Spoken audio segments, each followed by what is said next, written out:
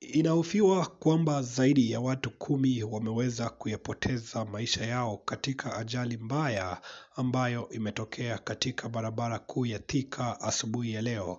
Ripoti ambazo zinafikia meza ya Vic Dimples zinaashiria kwamba gari ama Nissan hiyo iliweza kugonga trailer kutokea upande wa nyuma, na unapata kwamba impact ilikuwa kubwa zaidi ikiwaacha baadhi ya watu wakiwa wameaga dunia. Ni ripoti ambazo tunaendelea kufuatilia na bila shaka tutakuwa tunakuletea ujio kamili wa kipi ambacho kimetokea na watu wangapi wameweza kusurvive ajali hiyo. Ikumbuke kwamba sasa hivi kuna shauku kwamba wengi wameweza kuyapoteza maisha.